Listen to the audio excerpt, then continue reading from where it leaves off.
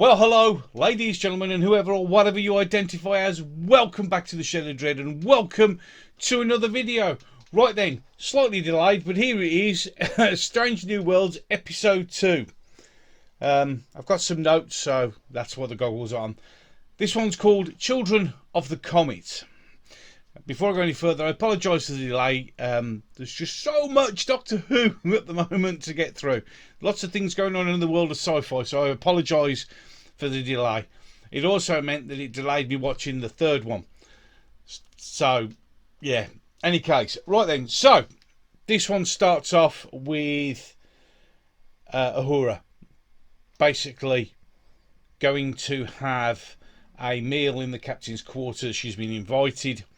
And she's in full dress uniform, and as soon as she gets off the turbo lift, everybody isn't. Basically, it's a way of hazing the new cadet aboard the ship. And we go into the captain's quarters, which are, to be fair, are huge. James T. Kirk got really ripped off when he had his crew quarters on the Enterprise back in the 60s, because Pike's is massive, as you'll probably see up here. And there's a fire pit, and he does barbecues, and there's loads of room, and it looks like he has meals with his senior staff, which is a great way of, improving crew morale. And while they're there, obviously they go around and obviously they ask Uhura, or what was her name now, Nyota Uhura. It sounds much better because it was like that in the original series. Why she joined Starfleet, and it turns out that she joined Starfleet just to escape the pain of her parents' death, and that she's not really sure whether she wants to stay in Starfleet or not, which obviously the captain's quite impressed by her honesty. It's also probably the first, as he said, the first time a cadet's ever said that to me, because obviously getting assigned to the Enterprise, which for some unknown reason keeps getting addressed as the flagship of the fleet. But the Enterprise didn't become really its flagship of the fleet until it came back off Kirk's 5-year mission. At that moment in time, the Enterprise was just another Constitution class ship. So that's a bit of a canon issue. It became the flagship of the fleet because of its record of the last 5 years that Kirk were in charge. So to say it's the flagship, not necessarily. Was it a great honour to be on a Constitution class heavy cruiser? Yes, because all of them were the pinnacle of Starfleet at the time. It was the highest sort of engineering that Starfleet had done. So yeah, that bit's right. But the Enterprise itself was never really recognised as the Starfleet's flagship until after Kirk's original 5-year mission.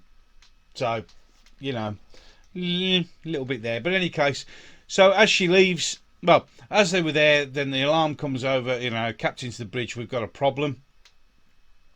And the problem is, I missed a bit at the beginning where we're on an alien world and these aliens look up and there's a comet in the sky above, and that's what the emergency is. It's been worked out by the ship's computer that the comet is actually going to impact the planet and kill everybody. So Pike sits in the chair and says, right, come on, let's have some ideas. And they go, well, we could use ion engines to position them correctly on the asteroid, then it could be used to push it slightly out of the way so it will miss the planet.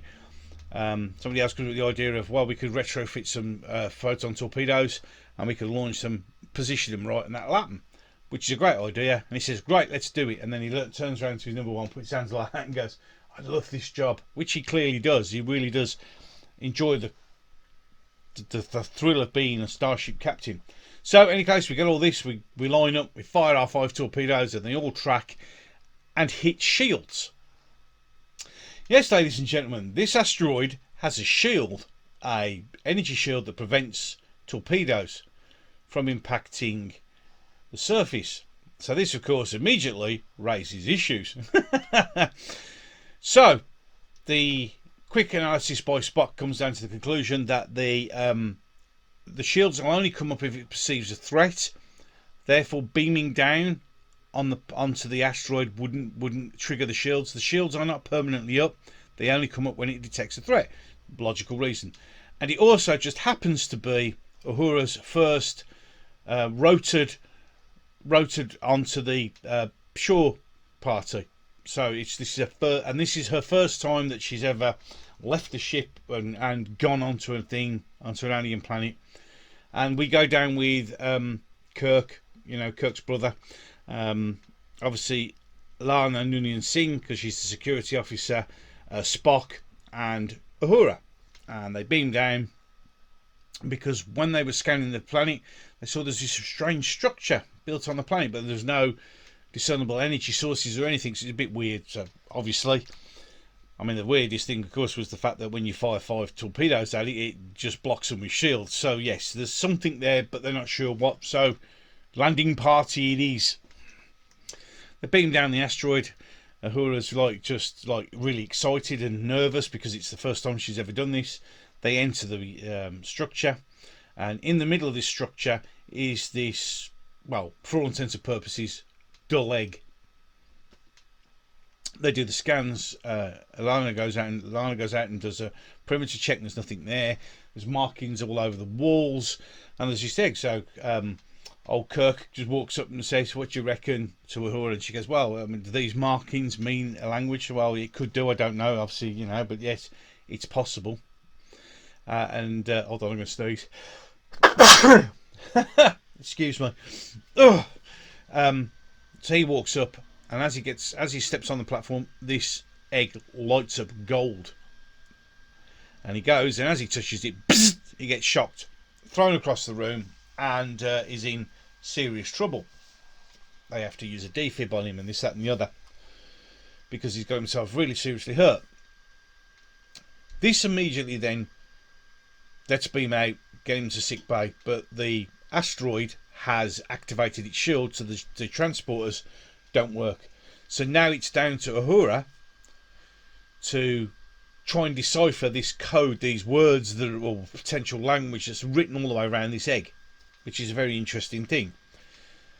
This is also because when she left the room to go to the landing party, she was walking with Spock, and he asked her that if she doesn't wish to walk this path, that perhaps she should make room for somebody who does. So we're already getting the conflict of interest between, Spock can see and understand, but people are now questioning, because she was honest, which is fair enough, but because she was honest, this causes an issue. So Spock tries to give her a pep talk, which is, well, as you would expect from Spock, not the greatest pep talk ever. So she's having to work this out. Meanwhile, we go back to the Enterprise, and a new ship suddenly appears, a massive ship, and positions itself between the asteroid and the Enterprise. And this is crewed by a group of people called the Shepherds, which in Star Trek is a new alien life form we've never seen before. And the Shepherds say that this is, what do they call it now? I've got it written down on my notes. Where is it?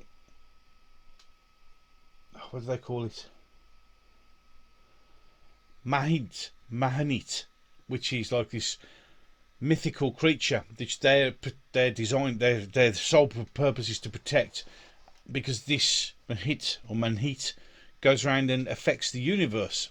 Obviously, the Enterprise are not too impressed that they need to stop this asteroid from hitting. They explain that, and the Shepherds go, well, it will decide what it wishes to do. If it wishes to give life, it will. If it wishes to destroy, it will. And we will stop you from trying to stop whatever it's going to do. Quick scan of the ship, they will quickly realise, well, the exact words were, let's put it like this, sir, we don't really want to piss it off. Which I thought was quite cool. It's massively outguns the Enterprise. It's a bigger ship. So now we have a problem. And at one stage he goes, well, at least we know that they don't know the crew's down there. And then the Shepherds say, and if those people on the planet keep messing with it. So it's, the Shepherds are there. And it's like a religious thing. They're there because this mysterious creature / asteroid affects the universe, and no one should interfere with what it does because it will decide. Okay, now this causes a problem, obviously, because one, the Enterprise needs to get the landing party off the asteroid. It also needs to stop the asteroid from hitting the planet, But now there's something in the way. So they try and negotiate with it. Unfortunately, they don't take too kindly to it. The Enterprise goes off. Some fantastic, as you'll see up here, some fantastic shield effects. The only thing that really always bothers me is like this particular ship, a bit like the Enterprise, although I'll explain the Enterprise a bit later, but this ship, for some reason so far everything we've encountered only has forward facing weapons, which is a bit odd considering we're supposed to be in the future. I mean, even the NX-1 had slightly pivotable phase cannons, but apparently we only have phasers that fire and weapons that fire forward. Now, on the Enterprise, it makes sense because in the 60s version, the phasers only ever fired forward. So it's a hark back to that. But if you look at some of the data sets of the new Enterprise, it's got multiple phaser arrays. So why doesn't it use them? I get it because it ties into the 60s series, but all the data systems have said that it's got multiple phaser positions, so it should be able to use. In any case, torpedoes different, and also for some unknown reason only forward facing torpedoes. We never have any rear ones until, like, in fact, do we ever have rear torpedoes on a? Well, I think it's not until the next generation the Enterprise gets rear facing torpedo launchers. Any case, I'd get distracted, and so we now have to come up with a plan. The Enterprise does some fantastic manoeuvres with the new helmsman, who I can never remember. What's her name? It'll come up there, as it always does. Pike goes, you know, they say you always wanted to be the greatest pilot ever, and she looks at him. He goes, yeah, you know, the word gets around to prove it. And she does a fantastic flight sequence, and I must admit, it's quite impressive in the turns. And the Shepherd ship, you know, they're outmaneuvering, but the Shepherd ship is beginning to wear down the shields. So in the end, they have to target the weapon systems, knock them out. It retreats, and the Enterprise gets out of the way and flies through the Comet, with again some fantastic shield effects, and positions itself, turns around and positions itself in between the asteroid and the planet, and then shuts all its systems bar life support down. Meanwhile, while all this is happening, back down on the planet, Uhura's begun to realise that the cave and the egg, Manhunitsa, whatever it is, I'm sure I'm saying that wrong, probably am, responds to musical notes. Now remember, in the original series, Uhura was known for her musical abilities in a singing voice, so this makes sense. And eventually she begins to figure out that it's notes, and it's a music, and it responds to music, and she does one bit, and then the egg sides drop down, so they begin to realise that it's working, and they eventually begin to realise that if they sing a certain set of notes, it responds, which was a really good. The visuals were really good, absolutely fantastic. And mentioning the visuals, the flight through the asteroid field and around it, brilliant, looked really good. So now we skip back. The Shepherds are now hailing the Enterprise. He lets them wait for a bit, and then he speaks to them and says, look, we're crippled, we need you to help us. And they go, why should we help you? And he goes, well, if you don't, you shoot us, and the dilithium crystals in our ship will explode, destroying the Comet. But if you don't help us, and the Comet hits us, the same thing will happen. So basically, what he's doing is bluffing the Shepherds into helping, which they do. They get attracted and they pull the Enterprise out. As Pike promises, we promise that we won't interfere with the Comet anymore. It gets pulled out, and then you hear the words, Mr. Spock, you're up. And Mr. Spock is in one of the shuttlecrafts. He flies through, creating heat that splits the asteroid, and that will cause the asteroid to drift off. The asteroid does drift off. Bits of it fall into the planet's atmosphere and it drifts off. The planet is a desert planet, and this causes the ice to melt, which makes it rain, which helps the planet out. And away it goes. The landing party are beamed back on board, and everything's wonderful. They've saved the planet and this, that and the other. But meanwhile, Uhura has been deciphering the language, and then calls Spock and Pike into the room and said, look, I've been analysing this thing, and the musical notes predicted that Spock would do what he did. So in other words, they expect it was all part of the plan. Manhunit had decided that it was going to do this so Spock and the Enterprise would interfere. So it makes it look like it was because they did it, but this was already a preordained plan. And Manhunit, as the shepherds say at the end, has decided to give life to this planet, which it has, because it was a desert planet, and now it can rain and we can get seas and rivers. So while this is all down and this is all finished, Pike ponders where the origins of where this comet come from, whether these comets affected life on all planets, perhaps intentionally even Earth's, who knows. And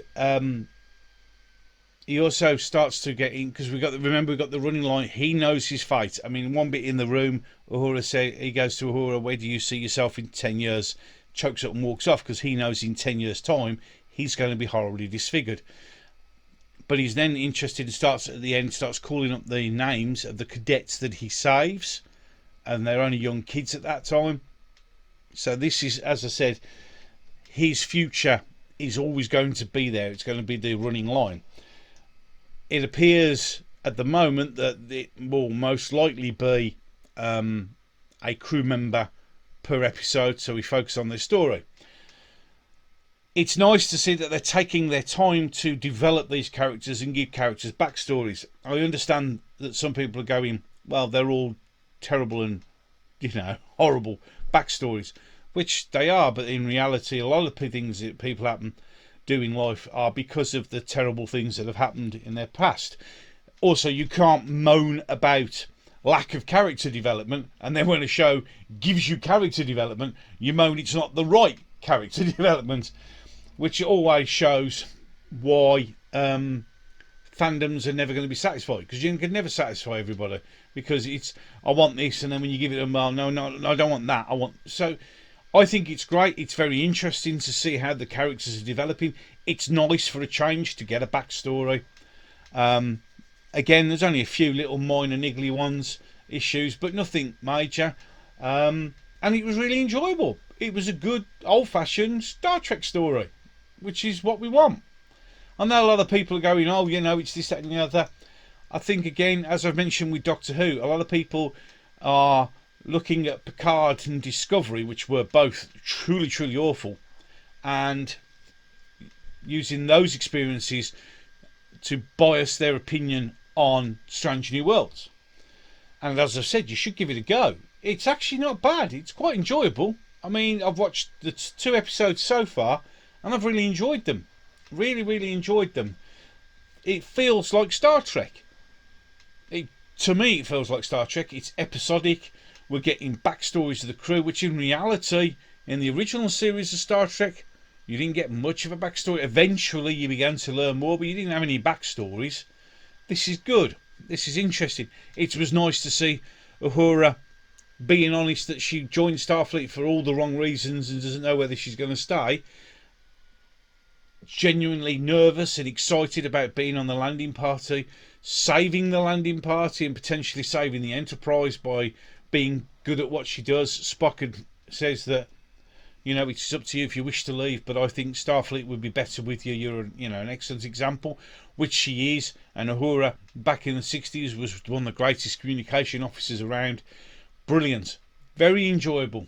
Nice to see that we are going to keep Pike's future worries as a sort of an ongoing storyline. Something that there are, I know it's episodic, but there are going to be, by the looks of it, little lines that connect them all, but each episode stands on its own. I like it. I'm enjoying it. I have to admit, it's after Discovery and after Picard, this is refreshingly good.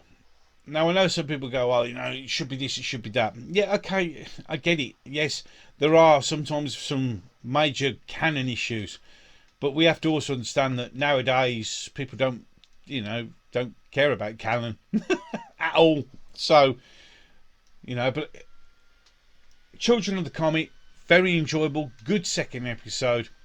Looking forward to the third one, which I'm not saying looking forward to, because I've now watched it. Yeah. So, in my opinion, try and put your biases to one side and just give it a go, give it a watch. Yeah, don't say, I'm sick of people saying it's good and you should just jump out the nearest airlock without even watching it. Watch it, you might be pleasantly surprised. That's all I'm saying. But then again, hell, what would I know? I'm just a fat bloke sitting in the shed surrounded by his toys. But you let me know what you think. Comment section down below. As you know, it's my comment section. There is no right, there is no wrong. There's just people's opinions. And that is great. And I enjoy reading them. And I like to see, even when people disagree with me, because I like to see things from different viewpoints. Because at least people are giving things a chance. And they're seeing it and they're giving me their opinion, like I've just given you my opinion, and it's great. We're never going to agree on anything, but it's interesting to see other people's points of view. So with that, and as always, until the next one, I shall bring this one to a close. If you enjoyed this, give it the old like, as my little spaceman over there, he'll be here, gives you the old thumbs up. That'd be nice. Share away if you really like to, and if you want to. I can never do this right because it's the wrong way around. It's over there. There he is. Mr. Subscribe Man. Subscribe to the channel if you wouldn't mind. That'd be great as well. Absolutely awesome if you would. But if you don't want to, that's fine. If you did enjoy this video, thanks so much for your time in any case. If you went all the way to the end, it's much appreciated. At least you've given me the opportunity to speak my opinion. I'm not telling you what to think. It's just the way it is. And with that, and as always, and until the next one, ladies and gentlemen, I'm going to love you and leave you. Thanks so much for watching. You always know. I always very appreciative. Bye.